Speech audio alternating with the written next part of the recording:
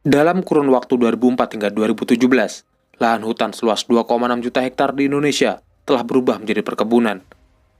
Menurut data dari Greenomix Indonesia, 90% izin pembukaan kawasan hutan diterbitkan kepada para pelaku bisnis perkebunan kelapa sawit.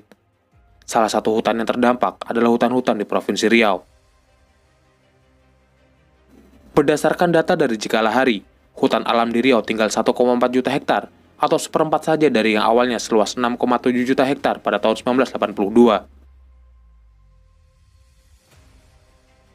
Hilangnya hutan-hutan di Riau diakibatkan oleh korporasi HTI, penambahan kawasan hunian manusia, perkebunan kelapa sawit, dan cukong-cukong yang merambah kawasan hutan lindung, konservasi, dan taman nasional.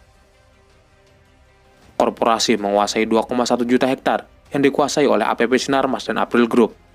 Sedangkan temuan Pansus Monitoring Evaluasi Perizinan DPRD Provinsi Riau pada 2015 menyebutkan ada 378 perusahaan yang menjalankan bisnis sawit ilegal seluas 1,8 juta hektar.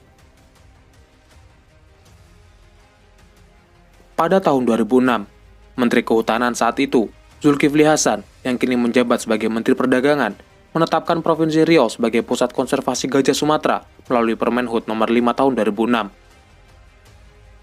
Masalahnya, perluasan perkebunan sawit hingga penambahan kawasan hunian manusia melenyapkan habitat asli mereka. WWF bahkan menyebut 80% habitat gajah Sumatera di Provinsi Riau sudah hilang dalam kurun waktu 25 tahun.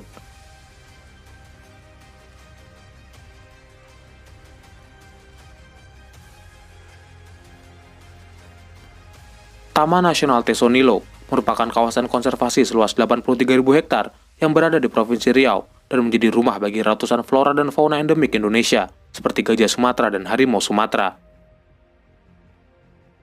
Sayangnya, Tesonilo tidak hanya menyimpan kekayaan flora dan fauna, tapi juga menyimpan banyak masalah. Kawasan ini menghadapi ancaman kerusakan serius dari alih fungsi lahan menjadi perkebunan, kebakaran hutan, dan pembalakan liar. Sejak ditetapkan menjadi hutan konservasi pada tahun 2004 dan diperluas pada tahun 2009, Taman Nasional Tesonilo di Provinsi Riau seharusnya steril dan menjadi rumah eksklusif bagi kawanan gajah Sumatera. Namun perlahan hutan konservasi ini ditanami sawit oleh ribuan perambah. Ratusan gajah yang pernah menjadi endemik Tesonilo pun terdesak, bahkan kawanan gajah tersebut dianggap menjadi pengganggu manusia perambah hingga tidak jarang dikorbankan dan dibunuh. Data Balai Taman Nasional Tesonilo menyebutkan, total luas kawasan hutan yang semula 83.000 hektar, kini tinggal 13.000 hektar. Sebagian besar sudah berubah menjadi perkebunan kelapa sawit, pemukiman ribuan warga, dan lahan kosong yang hanya menyisakan semak belukar. Alam yang tersisa tidak sampai 24.000 hektar. Jadi berapa? 70%, 60-70% itu sudah hilang. Dan tentu saja dibukanya sebagian besar untuk sawit. Laporan investigasi Eyes on the Forest mengungkapkan bagaimana perusahaan-perusahaan sawit besar seperti Wilmar, Royal Golden Eagle, Musimas, dan Golden Agri Resources terlibat baik langsung maupun tidak langsung dalam pembelian dan penjualan buah sawit dari perusahaan ilegal di Tesonilo dan Bukit 30. Pada 2014, personel gabungan kepolisian dan TNI membongkar 200 hektar lahan perkebunan ilegal di kawasan Taman Nasional Tesonilo. Harrison Ford, artis Hollywood yang dikenal lewat film Indiana Jones, secara khusus mengeluhkan kondisi Taman Nasional Tesonilo yang rusak oleh ekspansi kelapa sawit dan pencurian kayu dalam film dokumenter tentang lingkungan berjudul Years of Living Dangerously. Harrison Ford kecewa atas komitmen pemerintah terhadap hutan di Indonesia, khususnya di Taman Nasional Tesonilo. Kekecewaan Harrison dituangkan saat mewawancarai Zulkifli Hasan dan SBY pada tahun 2013. We were in Tesonilo Tesonilo. National Park. Okay. It's not funny. Yeah. It's not funny. Only 18% of it remains. We saw it. There are new roads, new illegal roads. Forests cut, trees laying on the ground. What have you done? Saya baru lihat terkaget. Kami tiap hari untuk mencoba menyelesaikan persoalan. Kami baru mengalami apa yang disebut demokrasi. Sir, they didn't drop out of the sky on this property. They came there over a period of time, and there was plenty of time to stop the behavior, stop the activity. Tadi saya sudah jelaskan, ini bukan Amerika, memang berbeda. kami baru mengalami apa yang disebut dengan reformasi. Ya, baru ini. Sekarang orang baru bebas. Baru bebas, kadang-kadang kami memang surplus, apa yang disebut dengan surplus demokrasi. Oleh karena itu kami sekarang buat program untuk mencoba memindahkan mereka, mencari lahan pengganti nama. I understand. You're willing to lose the battle. Is that what you're telling me? Yeah. Okay, all right. I see all of this wealth, but it's at the top of the heap. Down at the bottom of the heap, sir, there's inequity, Gimana? there's illegality, and there's corruption. Thank you for your time. Sama-sama, makasih.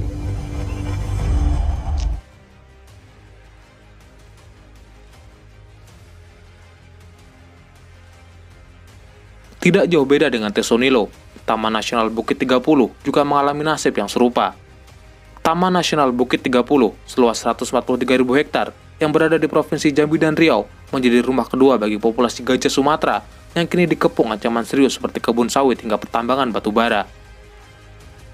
Berdasarkan data dari Frankfurt Zoological Society, terdapat 11 perkebunan kelapa sawit, HTI, dan tambang batu bara yang berbatasan langsung dengan kawasan Taman Nasional Bukit 30. Kawasan yang menjadi lahan konsesi perusahaan-perusahaan ini sebagian besar adalah habitat gajah, harimau, dan orangutan Sumatera.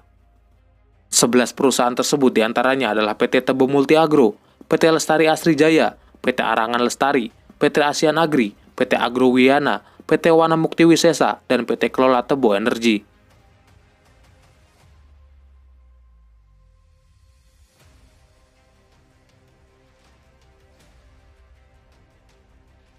Kawasan hutan lindung Bukit Suligi yang terletak di Kabupaten Rokan Hulu dan Kabupaten Kampar juga kehilangan tutupan hutannya sebanyak 56% sejak tahun 1998 hingga tahun 2020.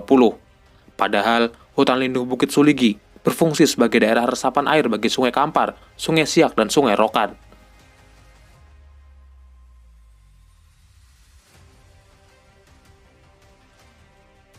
Korporasi disebut turut ambil bagian dalam merambah hutan lindung ini. PT Padasa 6 Utama yang telah beroperasi selama 20 tahun di kawasan Bukit Suligi diduga telah melakukan perambahan hutan di kawasan tersebut. Pansus Monitoring Lahan DPRD Provinsi Riau menemukan sekitar 3.500 hektar kawasan hutan lindung Bukit Suligi telah dikelola secara ilegal sebagai perkebunan kelapa sawit oleh PT PEU dengan memakai peran masyarakat atas nama kelompok kredit koperasi primer anggota.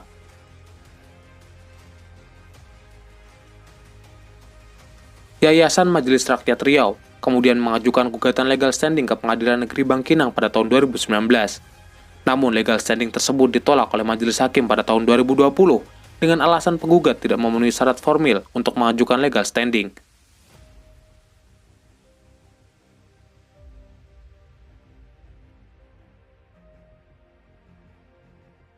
Berpindah ke Kabupaten Siak, Suaka Marga Satwa Giom Siak Kecil yang merupakan habitat satwa yang dilindungi seperti harimau Sumatera, gajah Sumatera, beruang madu hingga tapir, dirambah dan digunduli habis-habisan untuk dijadikan lahan perkebunan.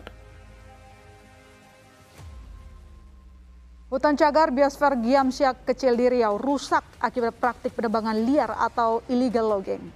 Direktorat Jenderal Kementerian Lingkungan Hidup dan Kehutanan mencatat, seluas 120 hektar kawasan hutan Suaka Marga Satwa Giom Siak Kecil telah digunduli dengan alat berat.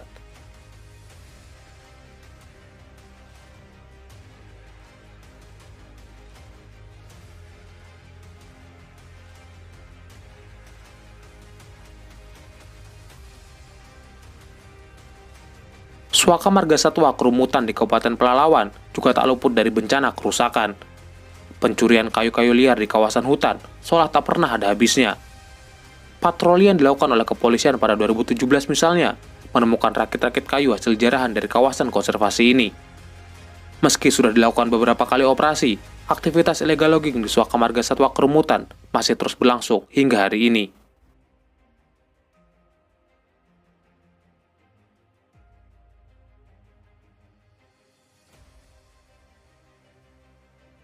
Menurut Kementerian Kesehatan, kebakaran hutan dan lahan yang terjadi pada tahun 2015 di beberapa provinsi seperti Riau, Jambi, dan Sumatera Selatan menyebabkan bencana terburuk dalam 18 tahun yang menyebabkan polusi udara parah di beberapa negara Asia Tenggara. Hasil pantauan Jikala Hari, salah satu kebakaran hutan dan lahan paling parah di Riau terjadi sepanjang tahun 2013. Sebanyak 4.694 titik api terjadi di konsesi hutan tanaman industri yang dikuasai oleh grup APP dan April. Titik-titik api lain juga ditemukan di areal perkebunan sawit yang dikelola oleh 62 perusahaan dan kebun sawit milik warga atau di luar perusahaan. APP atau Asia Pulp and Paper merupakan perusahaan milik Sinarmas yang bergerak di bidang pengolahan kertas yang didirikan oleh Eka Cipta Wijaya. Sebanyak 23 konsesi APP dan anak perusahaannya terbakar sepanjang tahun 2013 dengan total 2.851 titik api.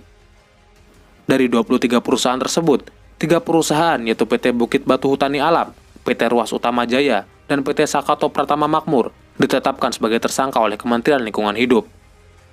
5 perusahaan lain terlibat dalam kasus korupsi kehutanan, dan 6 perusahaan lain terlibat dalam kasus illegal logging pada tahun 2007. Namun, kasus-kasus ini dihentikan oleh Polda Riau pada tahun 2008. Sedangkan sebanyak 31 konsesi April Group dan anak perusahaannya terbakar sepanjang tahun 2013 dengan total 1.803 titik api. Dari 31 perusahaan, 1 perusahaan yaitu PT Sumatera Riang Lestari ditetapkan tersangka oleh Kementerian Lingkungan Hidup. 9 perusahaan yang lain terlibat dalam kasus korupsi kehutanan, dan 6 perusahaan terlibat dalam kasus illegal logging pada tahun 2007. Kasusnya juga dihentikan oleh Polda Riau pada tahun 2008. April atau Asia Pacific Resources International Holding adalah perusahaan milik Raja Garuda Eagle Group yang didirikan oleh Sukanto Tanoto. Pada tahun 2019, kebakaran hutan dan lahan kembali terjadi di Riau. Luas karhutla mencapai lebih dari 9.000 hektar. Dampaknya, lebih dari 300.000 warga Riau terdampak ispa, pneumonia, asma hingga alergi.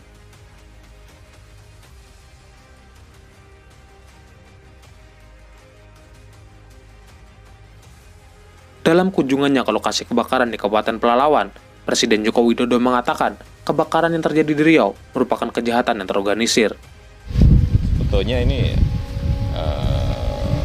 kesengajaan yang terorganisasi atau memang rakyat yang ingin berkebun. Kalau kita lihat keluasannya besar sekali, ya, ini terorganisasi. Penegakan hukum Kementerian Lingkungan Hidup dan Kehutanan kemudian menyegel 10 perusahaan yang terlibat dalam kebakaran hutan di Riau.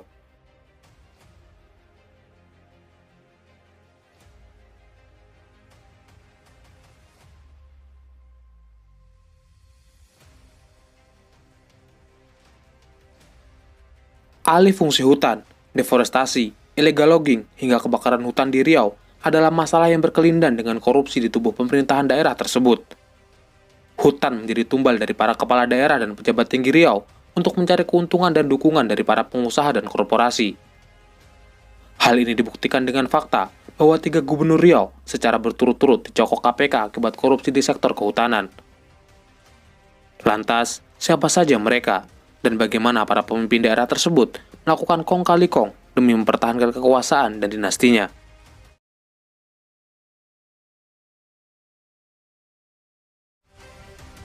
Pada 2014, Ketua Asosiasi Petani Kelapa Sawit Indonesia Riau, Gulat Manurung, mencoba mendekati Gubernur Riau yang baru saja dilantik saat itu, Anas Ma'amun. Gulat Manurung berupaya melakukan kong kali kong dengan kepala daerah untuk mengubah perkebunan sawit miliknya yang berlokasi di Kabupaten Kuantan dan Kabupaten Rokan Hilir seluas 2.400 hektar yang masih resmi kawasan hutan menjadi kawasan non-hutan. Anas Ma'amun kemudian meminta uang pelicin sebesar 2,9 miliar dari Gulat Manurung dan pengusaha lainnya Edison Marudut untuk memuluskan langkah konversi hutan milik mereka. Surya Darmadi, pemilik PT Duta Palma Group juga tak mau kalah. Ia menyuap Anas sebesar 3 miliar rupiah untuk mengajukan revisi alih fungsi hutan di Riau. Kasus besar ini kemudian turut menyeret Menteri Kehutanan saat itu, Zulkifli Hasan, yang kini menjabat sebagai Menteri Perdagangan. Gubernur Riau periode 2014-2019 ini memang banyak tertimpa kasus, mulai dari korupsi, tindakan asusila, hingga pelecehan seksual. Selain ditangkap KPK karena menerima sejumlah uang dari pengusaha terkait alih fungsi lahan di Riau pada 2014, Anas juga sempat dilaporkan ke polisi oleh mantan anggota DPD karena dituding telah melecehkan putrinya. Anas lantas membantah tuduhan pelecehan seksual tersebut dan kasusnya tenggelam bersamaan dengan kasus korupsi yang menjeratnya. Anas Ma'amun tercatat sebagai koruptor tertua di negeri ini. Di usianya yang ke-87 tahun, ia kembali menjadi tersangka dalam kasus dugaan suap pengesahan RAPBDP tahun anggaran 2014 dan RAPBD tahun anggaran 2015 Provinsi Riau. Baru saja menghirup udara bebas pada September 2020, Anas harus kembali mendekam di penjara selama 1 tahun akibat kasus ini. Korupsi sektor kehutanan yang dilakukan oleh Anas Ma'amun sebenarnya adalah kejahatan berulang yang dilakukan oleh para pejabat tinggi dan kepala daerah di Riau. Sebelum kepemimpinan Anas Ma'amun, menjabat Rusli Zainal sebagai Gubernur Riau 2 periode sejak tahun 2003 hingga 2013. Selama menjadi gubernur, ia bersama 2 bupati dan 3 kepala dinas kehutanan Riau melakukan jual beli izin fungsi lahan kepada korporasi dan pengusaha.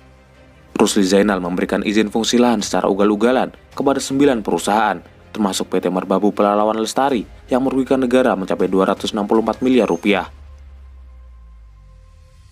Selain terbukti korupsi dalam kasus izin hutan itu, Rusli juga ditetapkan sebagai tersangka suap terkait pembangunan Arena PON Riau pada tahun 2012.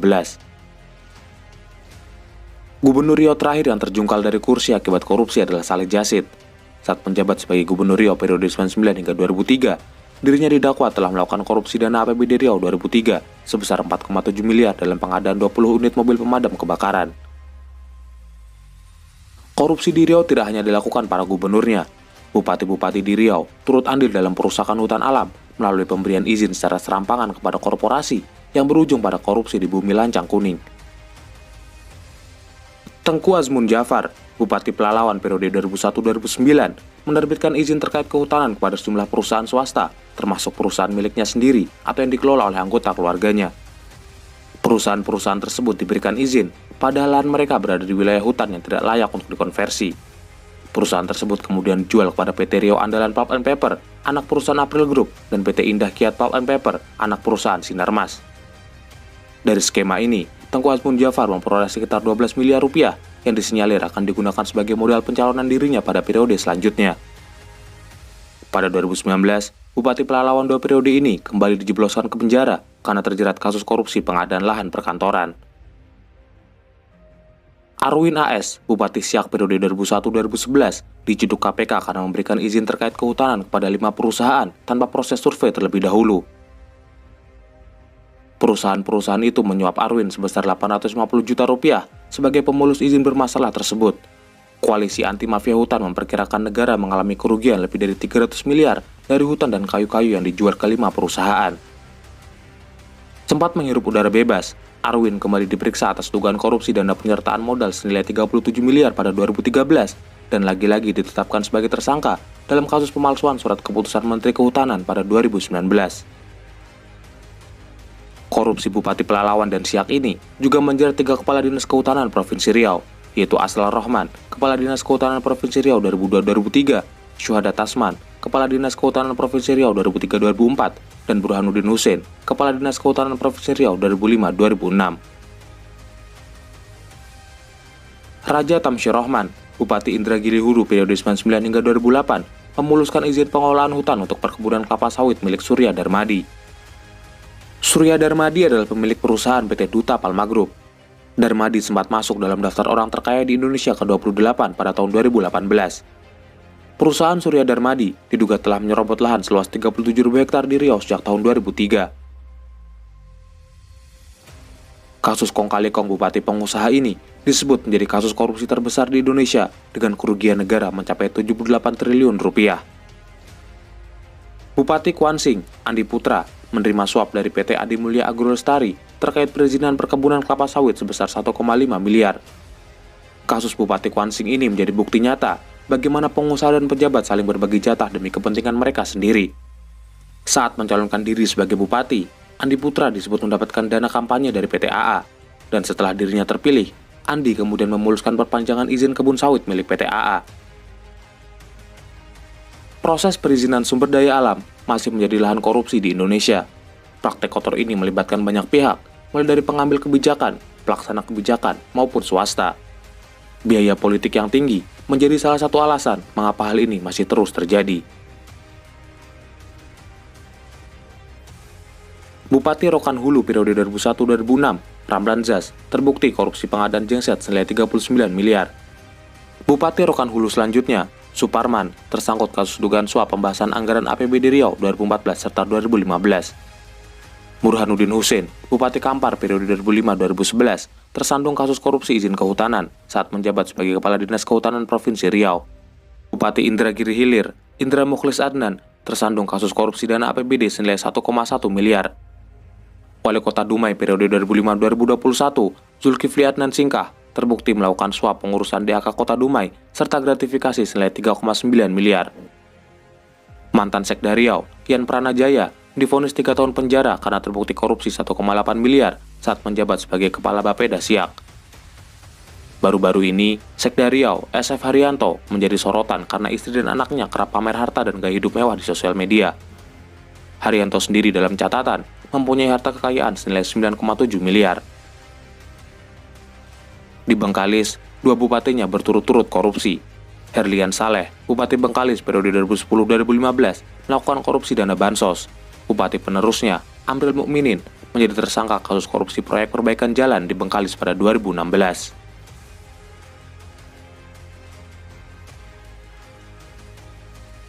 Sorotan lainnya, saudara, pengangkatan sejumlah anggota keluarga pejabat di pemerintah Provinsi Riau dan pemerintah Kota Pekanbaru di jajaran pemerintah daerah setempat menjadi perhatian.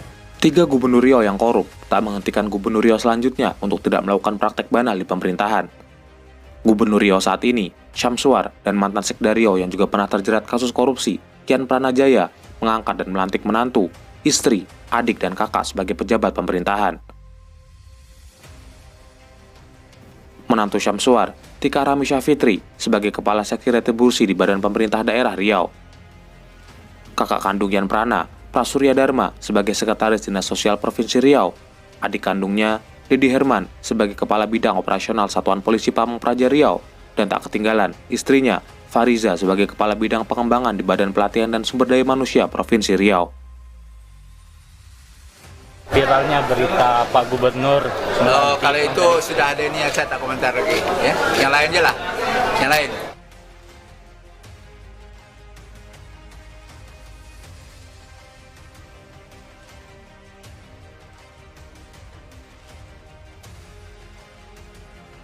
Sebelumnya, mantan Gubernur Riau dan terdakwa korupsi, Anas Mamun, pun melakukan hal yang serupa. Anas menempatkan anak dan menantunya di posisi strategis.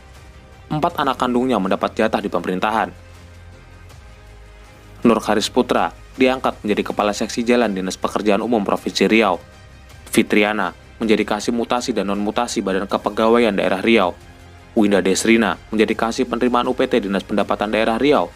Erianda Maamun terpilih menjadi Wakil Bupati Rokan Hilir, sedangkan menantunya, Dwi Agus Sumarno, diangkat menjadi Kepala Dinas Pendidikan Riau. Sukarmis, Bupati Kuansing 2006-2016, yang kini menjabat sebagai anggota DPRD Riau 2019-2024, juga menancapkan dinasti politik di daerahnya. Anaknya, Andi Putra, yang sempat menduduki kursi Ketua DPRD Kuansing, kemudian melenggang menjadi Bupati Kuansing selanjutnya. Kursi Ketua DPRD Kuansing digantikan oleh adiknya, Adam. Baru 4 bulan dilantik jadi Bupati Kuansing, Andi Putra ditangkap KPK karena kasus korupsi. Bupati Pelalawan 2011-2021, Muhammad Haris, pun tak mau kalah. 3 anak kandungnya, Budi Artiful, Adi Sukemi, dan Sewitri Haris, berebut posisi untuk menggantikan posisi ayahnya pada Pilkada Pelalawan 2020. 2 diantaranya pernah terjerat kasus. Budi Artiful pernah diputus bersalah oleh Mahkamah Agung terkait kasus illegal logging 2012. Sedangkan Adi Sukemi pernah diperiksa terkait dugaan korupsi dana tak terduga yang diperuntukkan untuk bencana kebakaran hutan dan lahan. Yopi Arianto adalah Bupati Indragiri Hulu 2 periode, sekaligus mendapatkan rekor muri sebagai Bupati termuda di usia 30 tahun. Setelah menjabat selama 10 tahun, kini istrinya, Rezita Melani, resmi melanjutkan estafet kepemimpinan suaminya. Rezita juga menjadi Bupati perempuan termuda sepanjang sejarah Indonesia di usia 27 tahun. Di Bengkalis, Kasmarni, istri dari Amril Mukminin, mantan Bupati Bengkalis yang tersandung kasus korupsi di KPK, memenangkan pilkada dan menjabat sebagai Bupati Bengkalis periode selanjutnya. Provinsi Riau merupakan provinsi dengan luas perkebunan sawit terluas di Indonesia, yaitu sekitar 3,38 juta hektar. Sayangnya, perambahan hutan yang tak terkendali atas izin penguasa daerah membuat Riau berada di ujung tanduk. Cengkraman dinasti politik yang begitu kental juga membuka celah-celah korupsi atas nama biaya politik dan keuntungan pribadi. Sampai jumpa, salam Universe.